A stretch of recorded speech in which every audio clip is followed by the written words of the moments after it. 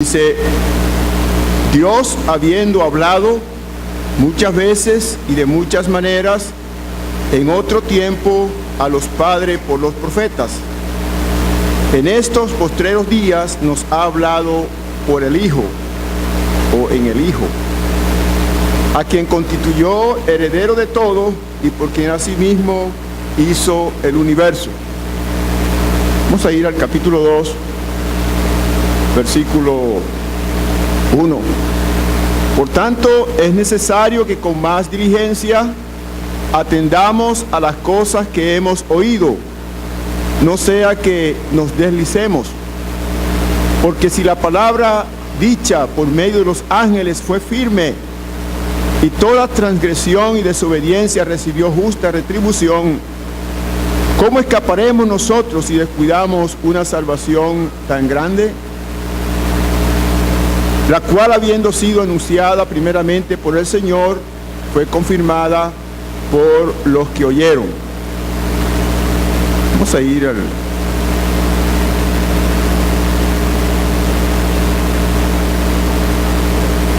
capítulo 4,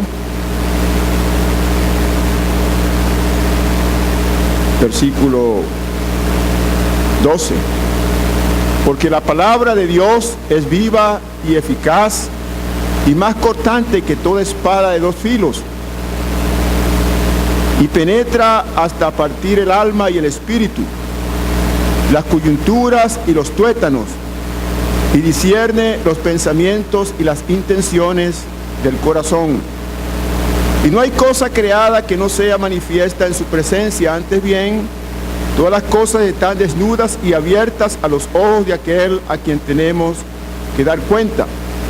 Por tanto, teniendo un gran sumo sacerdote que traspasó los cielos, a Jesús, el Hijo de Dios, retengamos nuestra profesión. Porque no tenemos un sumo sacerdote que no pueda compadecerse de nuestras debilidades, sino uno que fue tentado en todo según nuestra semejanza, pero sin pecado. Acerquémonos pues confiadamente al trono de la gracia para alcanzar misericordia y hallar gracia para el oportuno socorro. También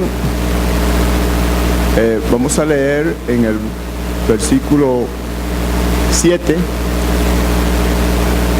versículo 4 del capítulo 6.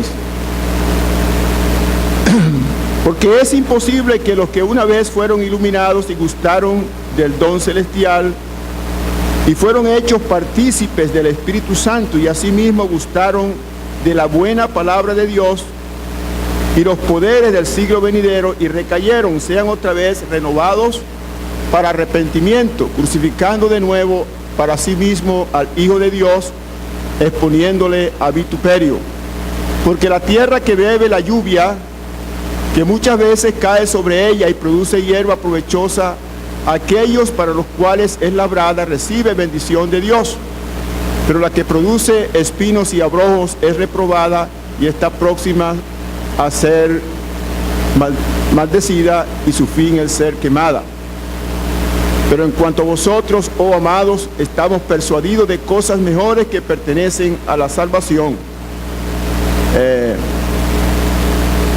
Versículo 17, por lo cual, queriendo Dios mostrar más abundantemente a los herederos de la promesa la inmutabilidad de su consejo, interpuso juramento, para que por dos cosas inmutables en las cuales es imposible que Dios mienta, tengamos un fortísimo consuelo los que hemos acudido para asirnos de la esperanza puesta delante de nosotros, la cual tenemos como segura y firme ancla del alma que penetra hasta dentro del velo, donde Jesús entró por nosotros como precursor, hecho sumo sacerdote para siempre según el orden de Melquisedec. Vamos a leer el capítulo 12, finalmente, y el versículo 25. Mirad que no desechéis al que habla, porque si no escaparon aquellos que desecharon al que los amonestaba en la tierra, mucho menos nosotros si desecharemos al que amonesta desde los cielos. la voz del cual conmovió entonces la tierra, pero ahora ha prometido diciendo, aún una vez, y conmoveré no solamente la tierra, sino también el cielo. Y esta frase, aún una vez, indica la remoción de las cosas movibles como cosas hechas para que queden las inconmovibles. Así que, recibiendo nosotros un reino inconmovible, tengamos gratitud y mediante ella sirvamos a Dios, agradándole con temor y reverencia, porque nuestro Dios es fuego consumidor. Vamos a dejarlo allí, esperamos que el Señor prospere su palabra. Ahora hemos leído más que suficiente y acerca de la palabra de Dios aquí en la carta a los hebreos. Pero me vino el pensamiento por lo que tenemos en el capítulo 4. La palabra de Dios es viva y eficaz y más cortante que toda espada de dos filos. Y luego tenemos más abajo, versículo 14, por tanto, teniendo un gran sumo sacerdote. Generalmente uno, enseñando sobre esta porción del sumo sacerdote, lo ve como que él, cuando tenemos aflicción, tribulación, tentaciones, dificultades, acudimos al gran sumo sacerdote. Y eso no está malo, está bien. Pero viéndolo allí en el capítulo, en el contexto, está enmarcado en el contexto del versículo 2. La palabra de Dios es viva y eficaz, revelando lo que está en tiniebla, revelando lo que nosotros no podemos descubrir. Y vamos a nuestro gran sumo sacerdote. Pero en el capítulo 1 tenemos que Dios habiendo hablado. Dios no es mudo, hermanos. Dios ha hablado. Dios habiendo hablado, no una vez, muchas veces y de muchas maneras, a los padres por los profetas. Desde el principio, Dios dando su palabra, la palabra que el Señor dio a Adán. No comerás del árbol que te mandé, no comies. Y dice, el día que de él comieres, ciertamente morirás. Su palabra. Pero aquí dice, ahora en estos posteros tiempos nos ha hablado por el Hijo o en el Hijo. Y allá en Juan capítulo 1 nos habla del verbo. En el principio era el verbo. Aquel verbo fue hecho carne y habitó entre nosotros. A Dios nadie le vio jamás. El unigénito Hijo que está en el seno del Padre, Él le ha dado a conocer. El pensamiento se conoce, se sabe por la palabra. Si no hay la palabra, no se sabe el pensamiento. Dios conoce los pensamientos, pero nosotros necesitamos la palabra. Y el Señor Jesucristo es la palabra, la persona de la palabra. Él expresa el pensamiento de Dios. Dios es conocido en su Hijo. Aquella persona humana, aquel ser humano en el mundo, aquel ser divino en el mundo, estaba expresando en su persona, en su palabra, en su conducta, estaba expresando el carácter del mismo Dios. El que me ha visto a mí, ha visto al Padre. El unigénito Hijo que está en el seno del Padre, Él le ha dado a conocer. Él es el verbo. Y es una palabra usada solamente por Juan. Juan capítulo 1. Y allá en Apocalipsis también, el verbo de Dios. Pero allí en el capítulo 4 también, para hablar de la palabra de Dios, es la misma expresión. Pero es la palabra que ha salido de su boca, la palabra escrita, la palabra que hemos recibido. Y Dios en los posteros tiempos nos ha hablado en su Hijo. Su Hijo ha comunicado a Dios. Ahora, Moisés también recibió palabra de Dios. Estábamos oyendo en esta mañana lo que Moisés oyó. La palabra dice que Dios hablaba Dios hablaba con voz tronante. En la oscuridad había relámpagos, había truenos. Y Moisés decía: estoy espantado y temblando. Él recibió allí la palabra. El pueblo no pudo soportar la voz de Dios. Pero esa palabra de Dios nosotros la hemos recibido. Su Hijo nos ha comunicado en su palabra el pensamiento, la voluntad de Dios, la revelación de Dios en cuanto al Evangelio, conectándolo con el sumo sacerdote. Dice allá en el Antiguo Testamento: amarás al Señor tu Dios con todo tu corazón, con toda tu mente, con toda tu fuerza, con toda tu alma. Esa palabra presenta una gran necesidad, ese mandamiento, la ley de un sacerdocio que pueda satisfacer la necesidad del hombre, del pecador, y pueda satisfacer también a la vez las exigencias de Dios. Nadie ha cumplido este mandamiento, pero nos podemos acercar a Dios por medio de nuestro Señor Jesucristo, que ha satisfecho, que ha cumplido con los propósitos y con la voluntad de Dios, y acudimos a Él, como está diciendo aquí en el capítulo 4. Pero aquí nos está mostrando aquel pueblo, los hebreos, que estaban acostumbrados a aquel culto, a aquellos ritos, a aquellas ceremonias del pasado, pero se habían quedado solamente esta generación, o en toda generación, la mayoría se había quedado en las ceremonias, pero ese no era el propósito de Dios. El propósito de Dios es que por medio de la palabra hubiera convicción de pecado, de debilidad, y despertara en la persona la necesidad de acudir a Dios, de buscarle por los medios que Dios había establecido en su palabra. Dios lo estableció claramente en su palabra, pero vino el Señor Jesucristo, nuestro gran sumo sacerdote, y por Él nos acercamos a Dios. Pero su palabra, vamos a pensar, porque dice: la palabra de Dios es viva y eficaz. Es viva.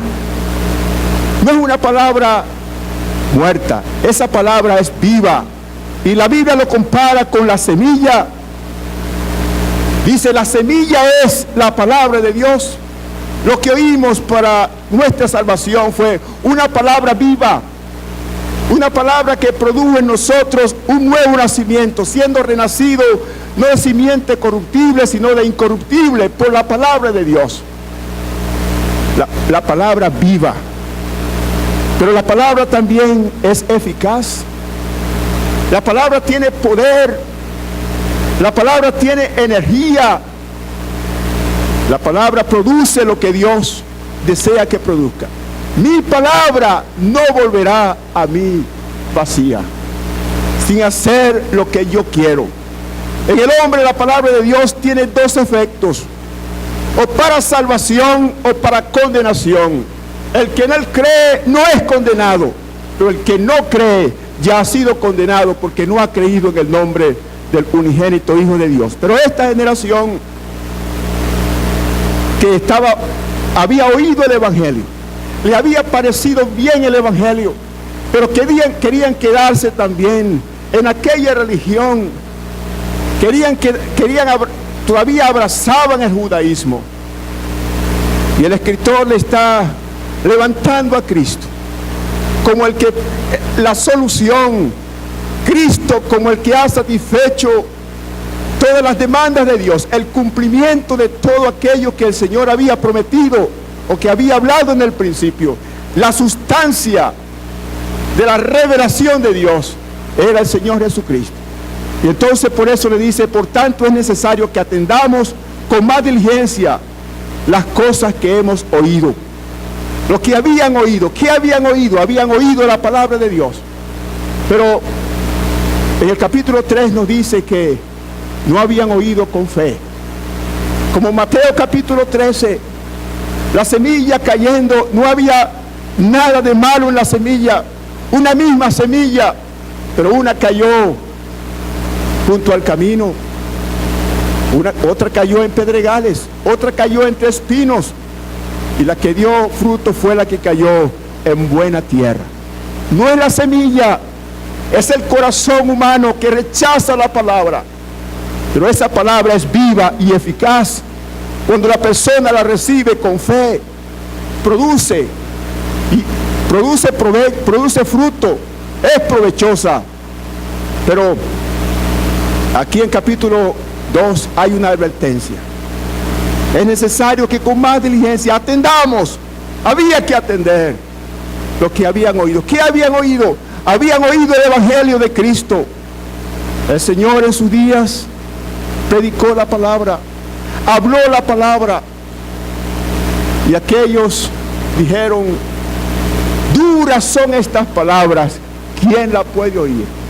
Rechazaron la palabra. Mis palabras son espíritu y son vida, pero ellos rechazaron la palabra. Pero hermanos, para nosotros también en el día de hoy, el Señor tiene palabra para nosotros. Y si nuestras vidas son estériles, son sin fruto, no es por causa de la palabra.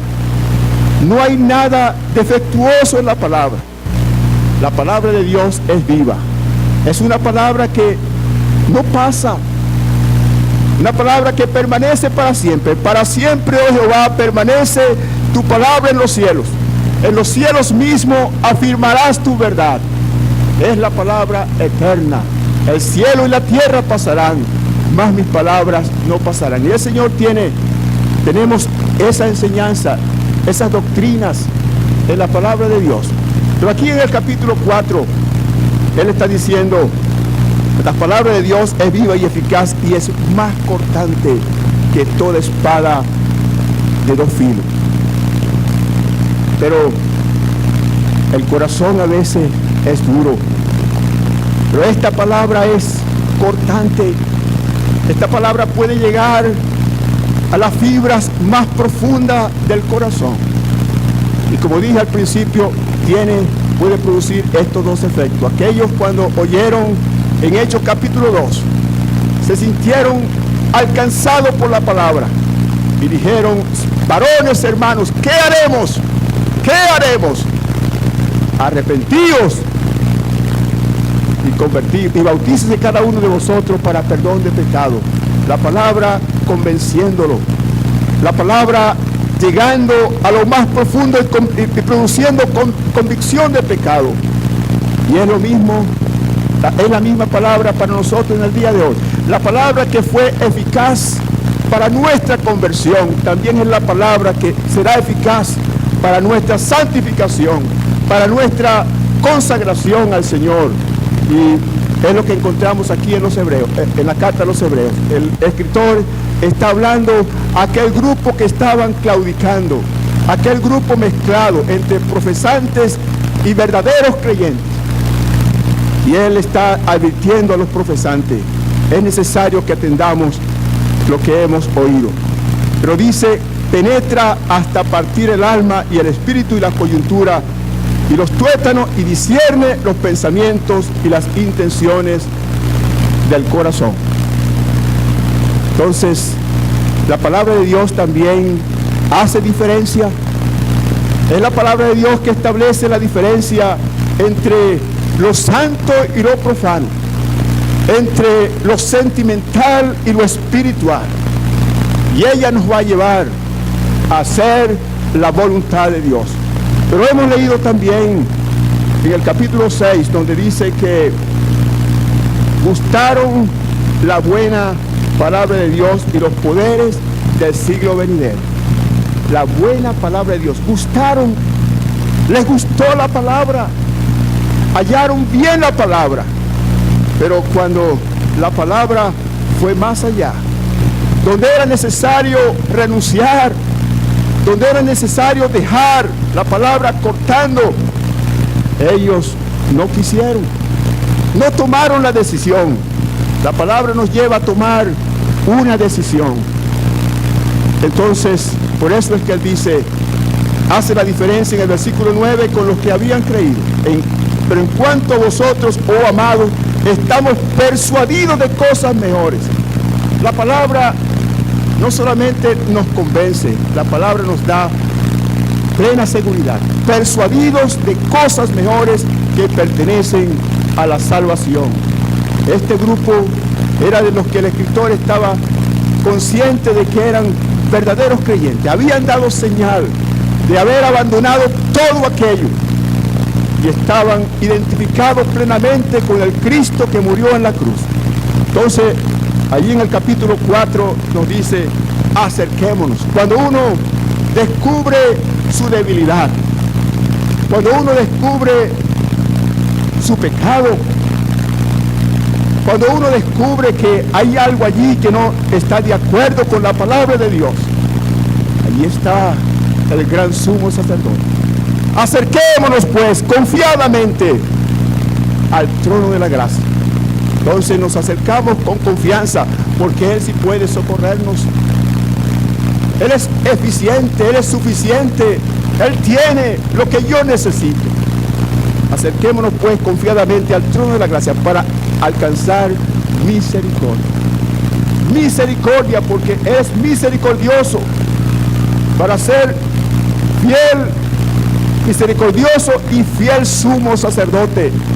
Fue tentado en todo según nuestra semejanza, pero sin pecado. Estuvo aquí en este mundo en un cuerpo de carne, un cuerpo humano entre los hombres. Experimentó de parte de los hombres el menosprecio, la persecución. Experimentó ser desconocido por su propio pueblo, y Él comprende nuestras debilidades. Como Aarón, tomado de entre sus hermanos, sabía lo que era sufrir. Dice que él llegó a ser levantado por Dios como el sumo sacerdote. Nuestro gran sumo sacerdote fue tentado en todo según nuestra semejanza, pero sin pecado, para alcanzar misericordia y hallar gracia. Hallar gracia, lo suficiente, el recurso que viene de parte de Él. Él nos da, dice que la ley por medio de Moisés fue dada, pero la gracia y la verdad vinieron por medio de Jesucristo. Lleno, el unigénito del Padre, lleno de gracia y de verdad. Él tiene gracia para cada adversidad, para cada necesidad del cristiano. Él dispone de suficiente gracia para socorrernos. Pero es la palabra que nos va a llevar a comprender esa necesidad que tenemos de la gracia de Dios, y podemos acercarnos confiadamente al trono de la gracia. Bueno, hermanos, el tiempo ha llegado y vamos a dejarlo hasta aquí. Que el Señor prospere su palabra.